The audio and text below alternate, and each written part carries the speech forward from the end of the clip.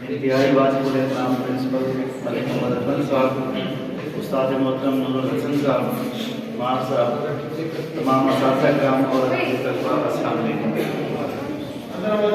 आज की तकरीब आप सबके दिल में है कि 5 फरवरी यौम कश्मीर के हवाले से है।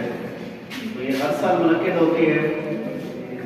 कश्मीर जिसको पाकिस्तान की शान कहा गया है, बदकिस्मती से आज तक वो आज़ाद। तकरीब का बाकायदा आगाज़ करते हैं तिलावत कलाम पाक से।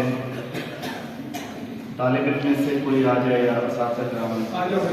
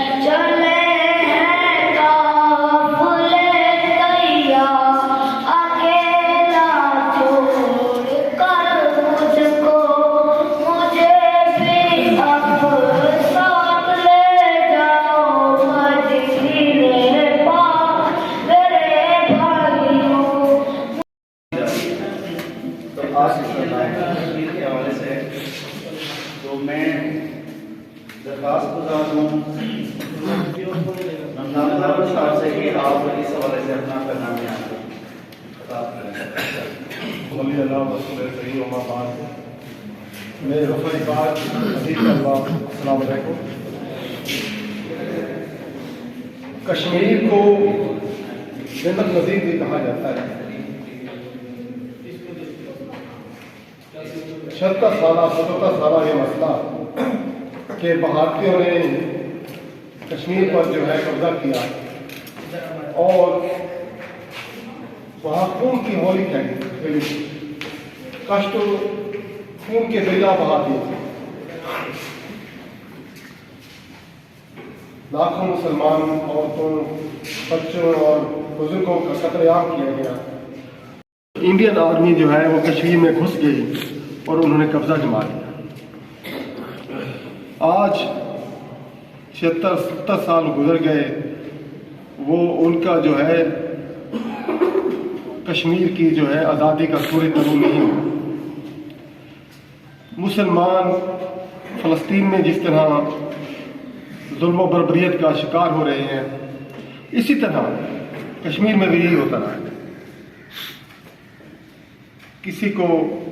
किसी मुल्क पाकिस्तानी हुक्मरान को ये तौफीक नहीं हुई कि वो आज़ादी की इस तहरीक को जो है वो आगे ले जाए और फिर कश्मीर के मुसलमान जो गुलाम हैं उनको आज़ादी दिलवाए। तो ये सूरत हाल जो कि तुम है, मुसलमान जो हैं वो बर्बरियत, जुल्म और जबर का जो है शिकार है। लिहाजा ये यौम यकजहती कश्मीर का जो दिन है, इस हवाले से बड़ी अहमियत रखता है कि आज हम एक अहद करें, आज हम वादा करें कि हम जो है कश्मीर लेकर रहेंगे। कश्मीर बनेगा पाकिस्तान। वस्सलाम। कश्मीर बनेगा पाकिस्तान इंशाअल्लाह ताला। तो कभी भी आज़ादी प्लेट में रखकर हासिल नहीं की जा सकती। आज़ादी हमेशा तारीख गवाह है कि कुर्बानियों से मिलती रही है। तो इस हवाले से चंद लाइन में आपकी नज़र करना चाहूँगा।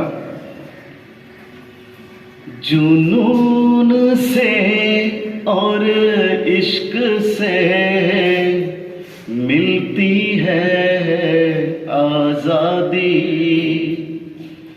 जुनून से और इश्क से मिलती है आजादी, कुर्बानी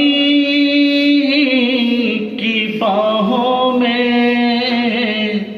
मिलती है आजादी, तौहीद इज्तिहाद ईमान कायद का फरमान, तौहीद इज्तिहाद ईमान कायद का फरमान, जानता है सारा जहां जुनून से और इश्क से मिलती है आजादी, कुर्बानी की बाहों में मिलती है आजादी। तो इंशाअल्लाह बहुत सारी नस्लें कश्मीर के लिए अपनी जानों का नजराना पेश करती रही हैं, कर चुकी हैं, और आज भी सिलसिला जवान है। तो आज के दिन के हवाले से ये पैगाम है कि हमने इसी जुनून को कायम रखना है, अपनी आने वाली नस्लों को ये बताना है कि कश्मीर पाकिस्तान का हिस्सा था और इंशाल्लाह हिस्सा बन के रहेगा।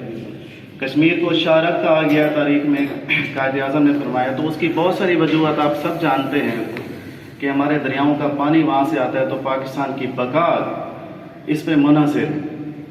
तो इस तकरीब को आगे बढ़ाते हैं। मैं मुल्तमिस हूँ इंतहाई काबिल एहतराम जनाब मार मोहम्मद अफजल मुदस्सिर साहब, आप सीनियर हेड मास्टर हैं, अपने ख्यालात का इजहार करेंगे और अपने जज्बात पेश करेंगे।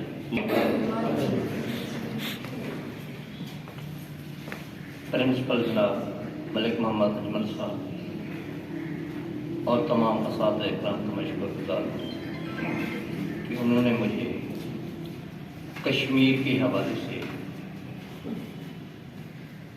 चंद अल्फाज अदा करने के लिए हुक्म दिया है। उनके हुक्म की तामील करते हुए मैं आपके सामने हाजिर हूँ। हम तमाम मुसलमानों को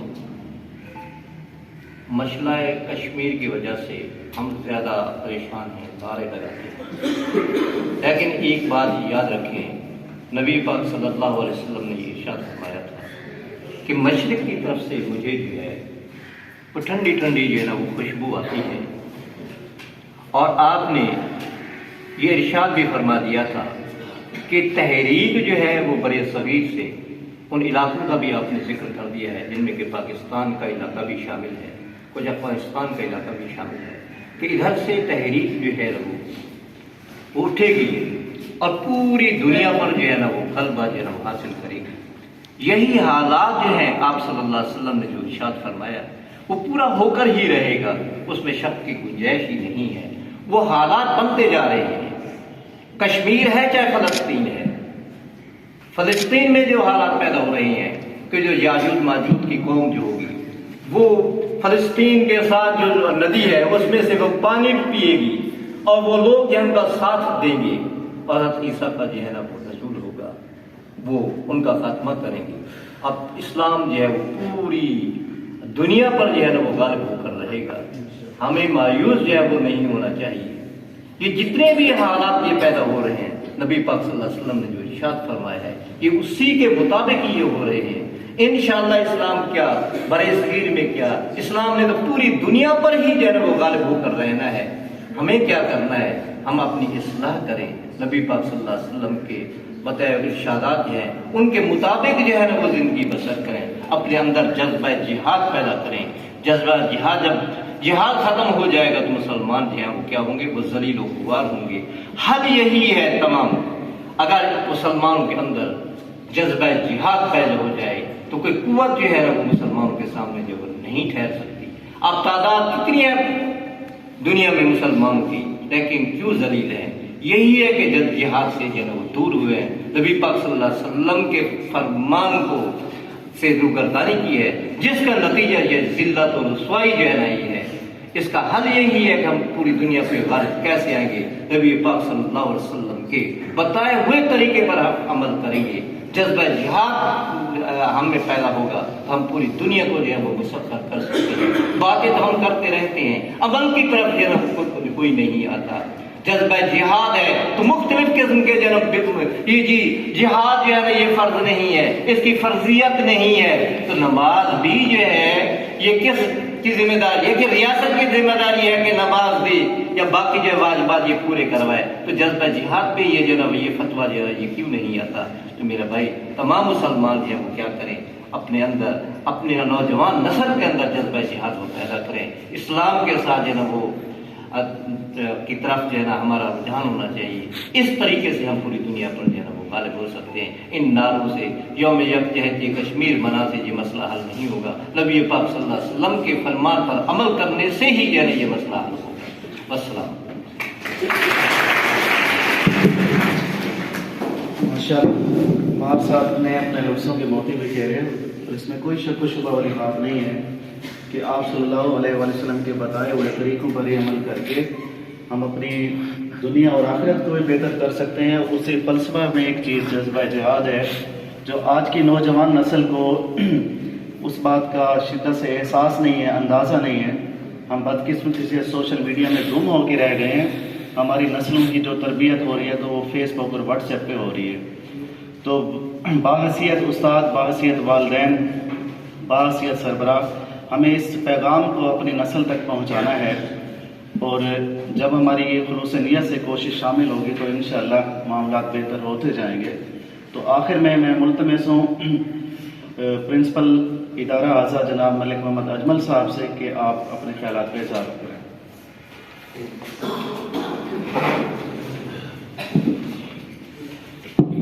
बिस्मिल्लाहिर्रहमानिर्रहीम। मोहतरम असातिज़ा कराम और अज़ीज़ तलबा, अस्सलाम वालेकुम। उतलुबुल इल्मा मिनल महद इलल लहद, तो ये फरमान है कि माँ की गोद से लेकर कब्र तक इल्म हासिल करो, क्योंकि जो कुछ आप इल्म से कर सकते हो किसी और काम से नहीं कर सकते। आज दुनिया में जितनी तरक्की है वो इल्म की वजह से है। हमारे प्यारे नबी सल्लल्लाहु अलैहि वसल्लम, इसमें कोई शक नहीं है कि आप नबी मुकर्रम हैं, रसूल मुअज़्ज़म हैं, लेकिन आपने वहाँ ये भी फरमाया है इन्नमा बुइस्तु मुअल्लिमा, मुझे उस्ताद बनाकर भेजा गया है और उस्ताद बन के ही आप इस दुनिया में तब्दीली लाए। बदकिस्मती से हम असातिज़ा कराम वो जिम्मेदारी अहसन तरीके से नहीं निभा रहे।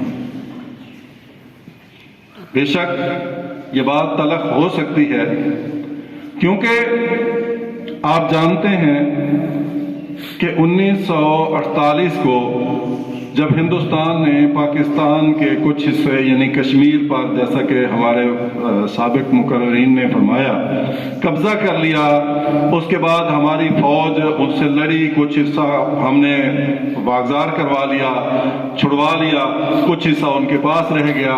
फिर उसके बाद 1965 की जंग इसी सिलसिले में हुई। 1971 में आप जानते हैं जब से ये हमारे दो हिस्से पाकिस्तान के बने, मशरकी पाकिस्तान और मगरबी पाकिस्तान, तो वहां इंडिया ने एक बेहतरीन काम किया। उन्होंने वहां पे हिंदू टीचर भर्ती करवाए बांग्लादेश में। वो उस नस्ल की तरबियत करते रहे, उनकी ज़हन साजी करते रहे कि पाकिस्तान आपके साथ मुखलिस नहीं है, पाकिस्तान आपका नुकसान कर रहा है। वो जब कौम, वो नई नस्ल तैयार हुई, आप देख लें कि 1948 और 71 शायद ये 23 साल बनते हैं, तकरीबन 23 साल में ही एक नस्ल जवान हो जाती है। तो उसके बाद उनका ज़हन मुकम्मल तौर पे तैयार हो गया था कि पाकिस्तान हमारा खैरखा नहीं है, नतीजा क्या निकला कि हमारा मुल्क 2 लाख हो गया। इससे ये बात साबित होती है, अगर टीचर चाहे तो कुछ भी कर सकता है। आप जानते हैं, आपके सामने बहुत सारी मिसालें मौजूद हैं। हमने हमेशा मुनाफिकों से दोस्ती की है।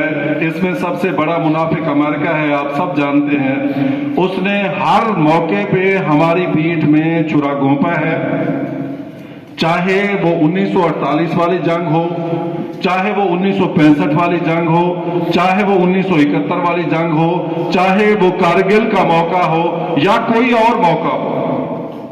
जब वो देखता है, वो यारी की आड़ में हमारे साथ ताल्लुक रखता है, हमें फायदा देने की बात करता है, और जब देखता है कि अब मुसलमानों को या पाकिस्तान को कोई फायदा हो रहा है, उस वक्त वो फौरी तौर पे अपना हक इस्तेमाल करते हुए हमारी पीठ में छुरा घोंप देता है। आप जानते हैं, 1948 में हमारी फौज ने मुकम्मल कश्मीर पर कब्जा कर लेना था, इसमें कोई शक वाली बात नहीं है। चूंकि यूएनओ अमेरिका की लौंडी है, तो फौरी तौर पे जब उन्होंने देखा कि अब पाकिस्तान फतह याब होने वाला है, तो इंडिया फौरी तौर पे यूएनओ के पास चला गया। यूएनओ ने फौरी तौर पे करारदाद पास कर दी कि जंग रोक दी जाए, और हमें जंग रोकना पड़ी। जितना हम कश्मीर आजाद करा चुके थे, बाकी कश्मीर उनके पास रह गया। उन्होंने करारदादें पेश की।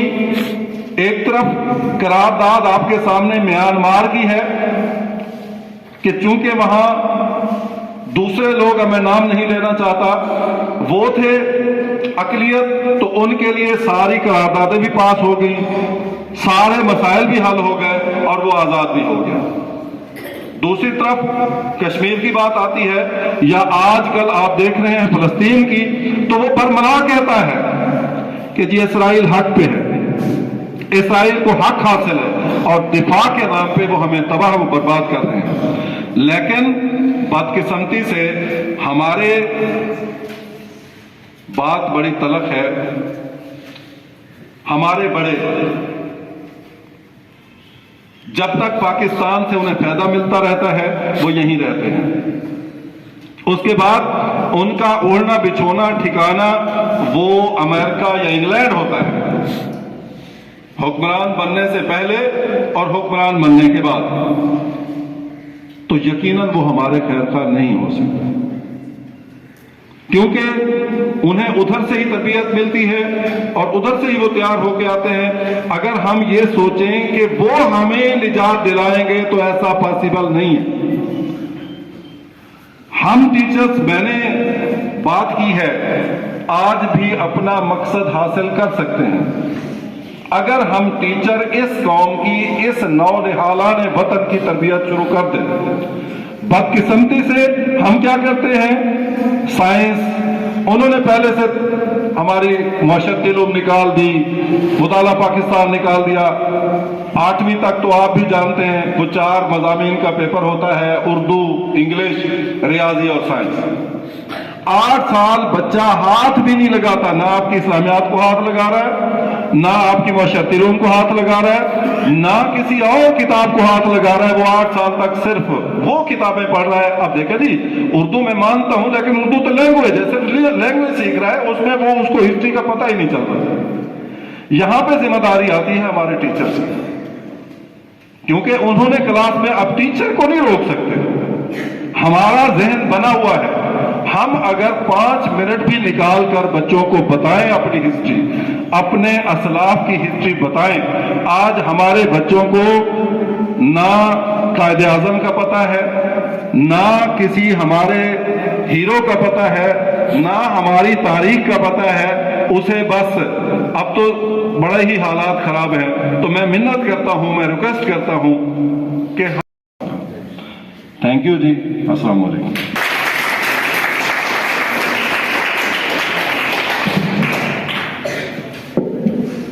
बिलाशुबा जिन ख्यालात का इज़हार आपने फरमाया है, इसमें कोई शक नहीं है कि टीचर चेंज एजेंट होता है। माशरे में जो तब्दीलियाँ हम असातिज़ा कराम ला सकते हैं वो उसमें दो राय नहीं है कि हम चाहें तो बहुत कुछ कर सकते हैं। बच्चों के साफ ज़हन पे जो हम लिखना चाहें तहरीर किया जा सकता है। तो तकरीब हमारे आखिरी मराहिल में है। मैं दरख्वास्त गुजार हूँ इंतहाई काबिल एहतराम जनाब राव मोहम्मद यामीन साहब से, आप आएँ और अपने ख्यालात का इज़हार। नहमदुहु व नसल्ली अला रसूलिल करीम, बिस्मिल्लाहिर रहमानिर रहीम। जनाब प्रिंसिपल साहब, जुमला साज़ा कराम, अज़ीज़ तलबा, अस्सलामु अलैकुम। ये स्टेज पर आप एक इश्तहार देखते हैं, ये जिसे आप बैनर कहते हैं, इसमें लिखा यौम इस्तेहसाल। बुनियादी बात तालिब इल्मों को ये समझाना है कि इस्तेहसाल होता क्या है। इस्तेहसाल का अगर हम तर्जुमा देखें या माना देखें तो किसी का हक छीनना है। इसका मतलब ये हुआ कि हम जो आज का दिन मना रहे हैं वो कश्मीरी भाइयों के हक के सिलसिले में है। उनका हक क्या है? बैनुल-अक़वामी कानून के मुताबिक और तक़सीम हिंद के वक्त मुजव्वज़ा जो पॉलिसी इख्तियार की गई उसके मुताबिक ये था कि जिन इलाकों के अवाम अक्सरियती तौर पर फैसला दें कि पाकिस्तान या हिंदुस्तान में से किसी एक के साथ मिलना है, तो उनको ये इख्तियार दिया जाए कि वो अपनी उस मर्जी के मुताबिक अपनी रियासत का पाकिस्तान या हिंदुस्तान के साथ इल्हाक करें। आपके इल्म में होगा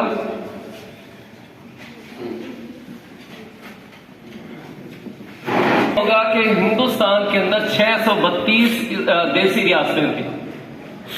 उन रियासतों को यह हक दिया गया था कि पाकिस्तान और हिंदुस्तान की तकसीम के वक्त कि जो पाकिस्तान के साथ मिलना चाहे वो पाकिस्तान के साथ मिल जाए, जो हिंदुस्तान के साथ मिलना चाहते हो हिंदुस्तान के साथ मिल जाए। कश्मीर की वादी जिसे आप जन्नत नज़ीर कहते हैं, और ये जन्नत नज़ीर आज नहीं बल्कि अगर आप फारसी की किताब ज़हीरुद्दीन बाबर की किताब पढ़ें तो उसने उसमें लिखा था कि कश्मीर जो है बर्र-ए-सग़ीर के अंदर एक जन्नत का टुकड़ा है।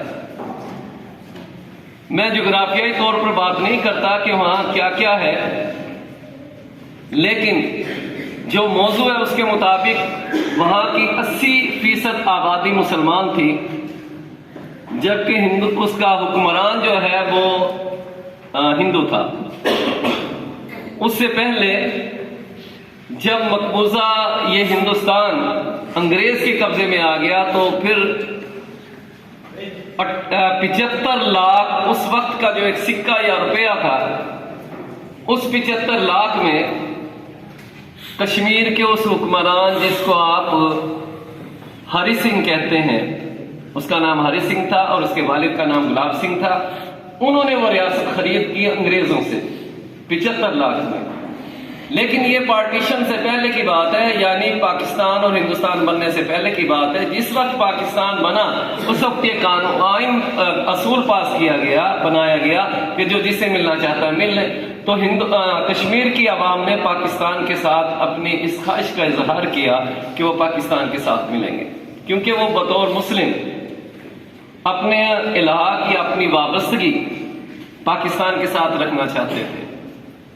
लेकिन चूंकि हुक्मरान हिंदू था, उसने उस वक्त के वजीर आजम जो हिंदुस्तान के पंडित नेहरू थे, उन पंडित नेहरू से साजबाज करके और कश्मीर के अंदर श्रीनगर जो उनका इस वक्त मकबूजा कश्मीर जिसे हम कहते हैं उसका दारुल हुकूमत है, वहां हिंदुस्तानी फौजों को बजरिया हवाई जहाज अपनी फौजों को वहां दाखिल कर दिया।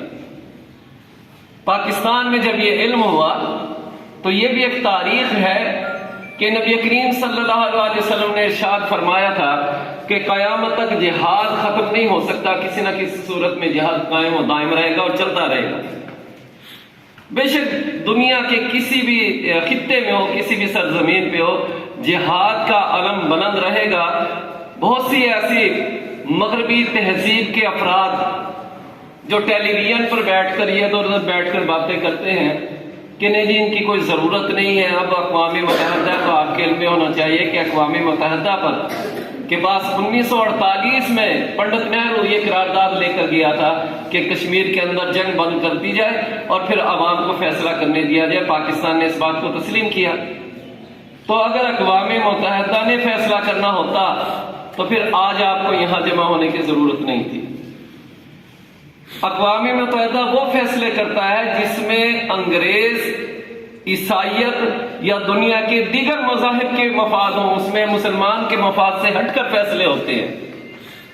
इसका सबूत अगर तारीख पढ़ने वाले जैसे कि अजमल साहब फरमा रहे थे कि हमें अपनी तारीख का इल्म होना चाहिए, तो साथ एक तारीखी फिक्रा ऐड कर लें। किसी मुफक्किर ने कहा है कि जो कौम अपनी तारीख भूल जाती है उसका जुग्राफिया बिगड़ जाता है।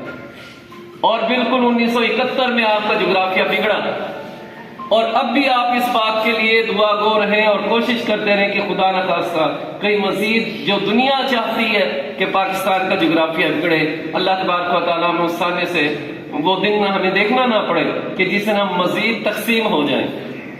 तो बात हो रही थी इस्तेहसाल कश्मीर की।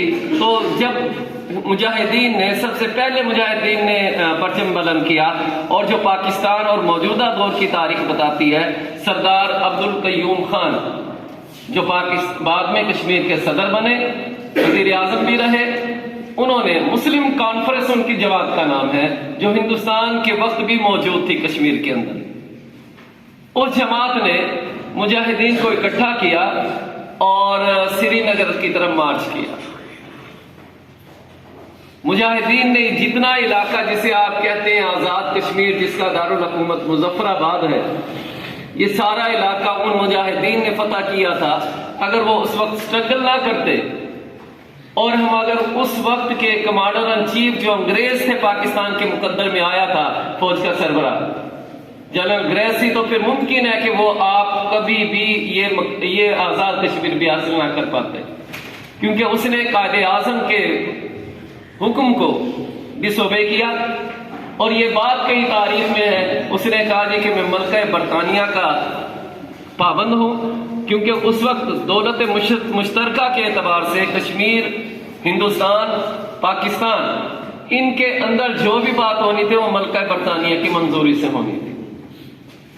उसने कहा कि मैं उनका पाबंद हूं, अगर मुझे हुक्म देंगी तो फिर मैं आगे फॉरवर्ड करूंगा, वरना मैं आगे नहीं बढ़ता। फौज ने आगे बढ़ने से इनकार किया उस जनरल की वजह से, वरना उसी वक्त ही कश्मीर जो है वो पूरे का पूरा पाकिस्तान को मिल सकता था या कश्मीरियों को मिल जाता।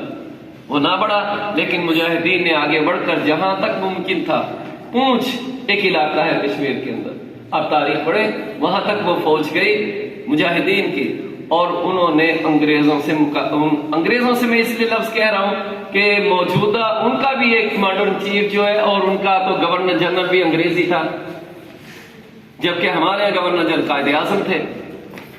बहरहाल वो मुजाहिदीन आगे बढ़े और दो बदो लड़ाई के बाद जिस कदर मुमकिन था उस कदर कश्मीर का हिस्सा आजाद करा लिया। बाकी जब सूरत हाल ये देखी पंडित नेहरू ने कि सूरत हाल बिगड़ती जा रही है और मुमकिन है कि बहुत आगे आ जाएं और हमारा मतलब जो है और मकसद जो है फोत हो जाए, तो वो दौड़कर यूएनओ अक़वाम मुत्तहिदा में चला गया। अक़वाम मुत्तहिदा के अंदर उसने जंगबंदी की करारदाद पेश की। अक़वाम मुत्तहिदा ने इस बात पर अमल किया और जंगबंदी का हुक्म दे दिया, जिसके नतीजे में मुजाहिदीन को उसी मकाम पर रुकना पड़ा जहां तक वो पहुंच सके थे। वहां हिंदुस्तान ने वादा किया था, इस्तिस्बाबे राय आप किताबों में कहीं पढ़ते होंगे, जिसे अंग्रेजी में रेफरेंडम कहते हैं। इस्तिस्बाबे राय का मतलब ये होता है कि अवाम से उनकी मर्जी पूछी जाए, अवाम अपनी अक्सरियत जिस तरफ अवाम की मर्जी होगी उसी फैसले को कबूल कर लिया जाएगा।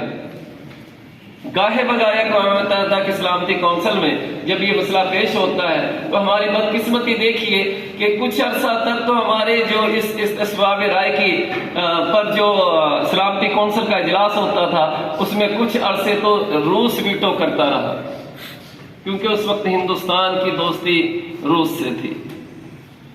और अब हमारी बदकिस्मती यह है कि अब हिंदुस्तान की दोस्ती अमेरिका से है। रूस ने वीटो करना छोड़ा तो अमेरिका ने वीटो करना शुरू कर दिया। नतीजा ये निकलता है कि हमारी वो जो तहरीक थी, जो हम आज़ादी की तहरीक, या इसका सवाब राय के मुताबिक अमल होना, उस पर अमल मुमकिन नहीं होता। क्योंकि जब भी इस किस्म की करारदाद को मंजर आम पर लाया जाता है, सलामती कौंसिल के प्लेटफॉर्म पर पेश किया जाता है, तो वहां नतीजा निकलता है कि इन दो ममालिक में से रोज पहले और अब अमेरिका वो वीटो कर देता है, जिसका नतीजा निकलता है कि सूरत हाल उसी पॉइंट पर चली जाती है जहां पहले थी। हमारी सूरत हाल ये है कि हमने बंदूक को धूप में रख दिया है कि गर्म होकर खुद चलेगी तो कामयाबी मिल जाएगी। कुरान मजीद कहता है कि तुम हल्के हो या बोझल अपने घोड़ों को तैयार रखो दुश्मन से मुकाबला करने के लिए। हमने हर साल 5 फरवरी का प्रोग्राम रख लेते हैं। मैं इसके फायदे से इनकार नहीं कर रहा, लेकिन मैं हकीकी बात कहना चाहता हूं कि करारदादों से अगर हिंदुस्तान मानता तो बहुत सी करारदादें और बहुत अरसे से पेश हो रही हैं, हो जाता। याद रखो, ये नई नस्ल के जो तालिब इल्म बैठे हैं, इन्हें सोचना है कि कश्मीर करारदाद मजम्मत से आजाद नहीं होगा, करारदाद मरम्मत से होगा। दूबदू आपको जिहाद करना पड़ेगा, क्योंकि अगर करारदादों से पास होता तो यूएन कर चुका होता। 2 मिसालें मैं आपको देता हूं तारीख से कि जहां ईसाइयत का मफाद था वहां फौरी अमल हुआ।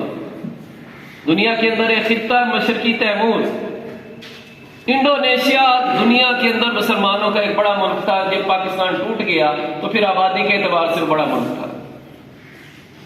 उसके अंदर एक इलाका जिसे आप मशरकी तैमूर कहते हैं, उसके अंदर ईसाई मिशनरियों ने वहां की आवाम को, जो अमूमन ये याद रखना, मजहब बातिला, इस्लाम के अलावा जितने मजहब बातिला हैं, वो सारे मजाहिब गरीब अवाम को टेस्ट करते हैं, उनके ईमान को। कोई सेहत की स्कीम के जरिए, गुर्बत मिटाओ की स्कीम के जरिए, तालीम के नाम पर या किसी और अंदाज में उन लोगों को का ईमान खरीद के उन्हें अपने मजहब में दाखिल करते हैं। और मशरकी तैमूर में यही हुआ था। हमें भी अपने आप को चौकन्ना रखना है कि हमें अपने दीन, अपने ईमान की हिफाजत के साथ साथ जोग्राफियाई सरहद पर भी तवज्जो देनी है।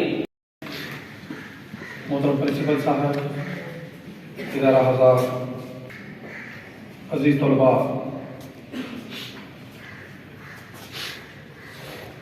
आज का दिन जैसा कि आप समझते हैं और मेरे से पहले जिन मुकर्रीन ने बात की है,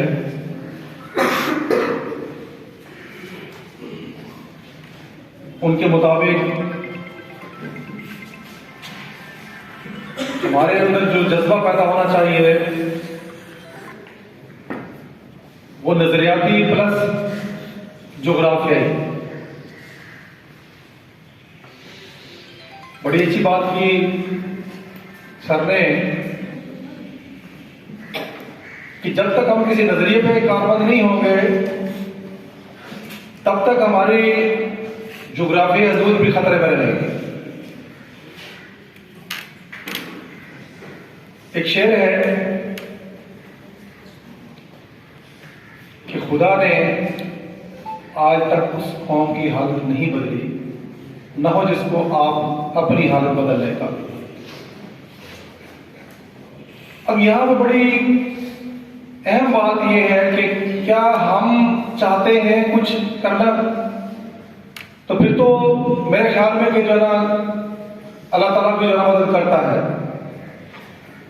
जब अपनी कौम हम नहीं बदलना चाहते, हमसे मुराद हम असासा कराम बहुत किरदार अदा कर सकते हैं, हम तलबा बहुत किरदार अदा कर सकते हैं इस मामले में। तो जब तक हमारे अंदर वो जज्बा पैदा नहीं होगा जिस जज्बे से पाकिस्तान बना था, तब तक हम अपनी कोई मंजिल हासिल नहीं कर सकते। वो जज्बा पैदा करना होगा।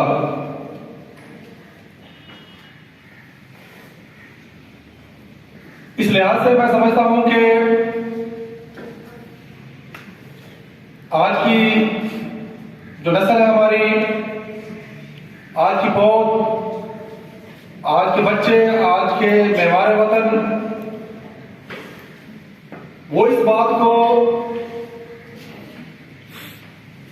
गहराई से लें, इस बात को बहुत संजीदा लें कि हमारे साथ जो नाइंसाफी हो रही है, अक़वाम मुत्तहिदा के प्लेटफॉर्म से कई दफा ये बातें सामने आई, हमारे जो वज़ीर आज़म हैं या सदूर रहे हैं उन्होंने भी तहरीक पेश की वहां पे, लेकिन कोई खातिर खा नतीजा नहीं आया। जब हम चाहते हैं कि एक मुल्क आज़ाद है, उसके रहने वाले आज़ाद हैं, तो फिर कश्मीरी अवाम को भी आज़ादी मिलनी चाहिए कि वो अपनी मर्जी कर सके कि वो कहाँ रहना चाहते हैं। इस असवाब राय के जरिए उनका हक दिया जाए, जबरदस्ती नहीं। और ये चीजें जो है, इसके कई रास्ते होते हैं, टेबल टॉक होती है, मुज़ाकरात होते हैं, लेकिन जिस वक्त नजर आए कि ये चीजें हमसे नहीं हल हो रही इस तरह से, तो फिर और तरीके भी हैं। क्योंकि इंसान जुल्म एक हद तक बर्दाश्त करता है, उसके बाद उसकी बर्दाश्त की ताकत जो है वो खत्म हो जाती है, फिर तंग आमद बजग आमद वाली कैफियत बनती है। हम नहीं चाहते कि मुल्क में कोई ऐसा कोई हो जाए, मतलब है कि हम कार्रवाई कर बैठे हैं जिससे मुल्क, लेकिन जिस वक्त हम देखते हैं कि हमारे भाई, चाहे वो फलस्तीन में हो, चाहे वो कश्मीर हो, चाहे वो किसी मुल्क में भी हो, उनके साथ ज्यादती हो रही होती है, तो हमें उनके साथ आवाज उठाना पड़ती है और उठानी चाहिए, और अच्छे अंदाज से चाहिए। जैसे सर ने भी बताया था कि जिहाद जो है वो लाजम करार हो जाता है जिस जगह पे जुल्म बढ़ जाए, तो जिहाद का रास्ता भी जो है वो अपनाना चाहिए हमें। और सबसे बड़ा जिहाद मैं आपको बता दूं कि अगर है तो वो हमारा आज का जो निज़ाम बताता है वो है तालीम। तालीम के जरिए हम इन चीजों को दूर कर सकते हैं जो जुल्म हो रहे होते हैं, क्योंकि अगर हमें शऊर ही नहीं है, देखिए ना, हम सुबह निकलते हैं, शाम को घर वापस आते हैं, पढ़ने जाते हैं या पढ़ाने जाते हैं, और फिर बाद में जब घर आते हैं उसके बाद खाना खा के सो जाते हैं। हम यहाँ तक महदूद हैं, लेकिन जो हमसे भी एक तबका एक और है जो बिल्कुल पढ़ा लिखा नहीं है, अनपढ़ है, उनकी सोच तो जस्ट खाने पीने तक रहती है। तो जब तक हम तालीम के जरिए उनको शौक नहीं देंगे, तब तक हम किसी बड़े काम की तरफ कोई रुजू नहीं कर पाएंगे। तो आइए आज के दिन से हम सब अहद करें कि कश्मीरी भाइयों का हम हर तरह से उनका साथ दें। क्या मैं ठीक कह रहा हूं? तो फिर एक नारा लगेगा जोर से, मैं कहूंगा कश्मीर बनेगा, आप कहेंगे पाकिस्तान। ठीक है? कश्मीर बनेगा, कश्मीर बनेगा, Pakistan, thank you very much. Allah ताला हम सबका आमीन आमीन।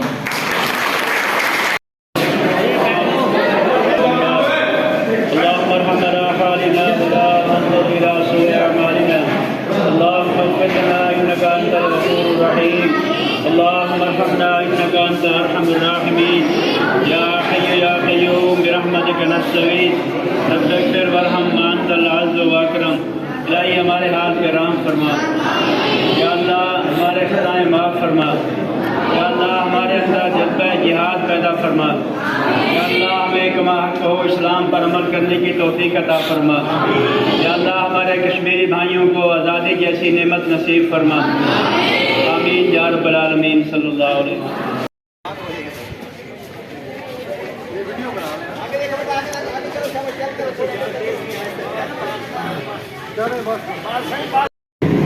एक नाल पकड़ करो।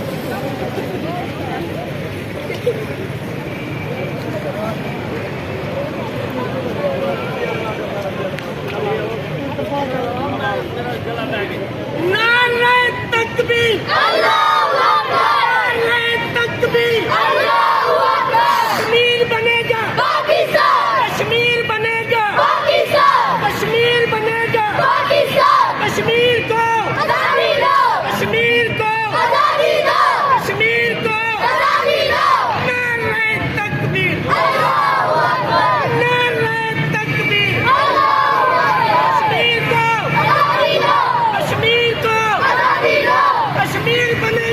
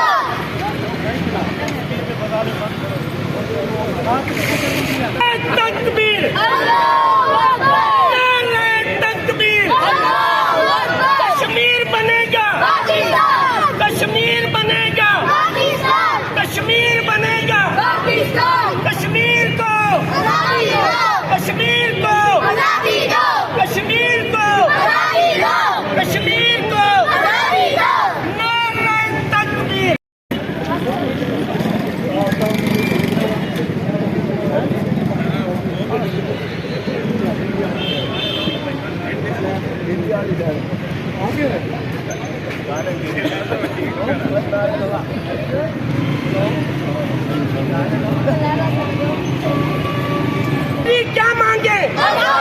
कश्मीरी क्या मांगे? कश्मीरी क्या मांगे? कश्मीरी क्या मांगे? कश्मीरी क्या मांगे? कश्मीरी क्या मांगे? कश्मीर बनेगा कश्मीर बनेगा बाकी आप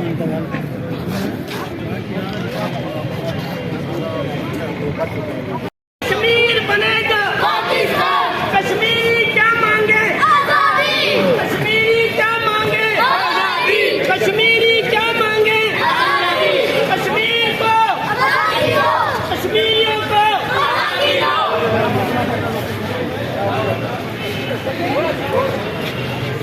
नारे तकबीर नारे तकबीर कश्मीर बनेगा कश्मीर बनेगा कश्मीर बनेगा कश्मीरियों को कश्मीरियों को कश्मीरियों को कश्मीर बनेगा कश्मीर बनेगा कश्मीर बनेगा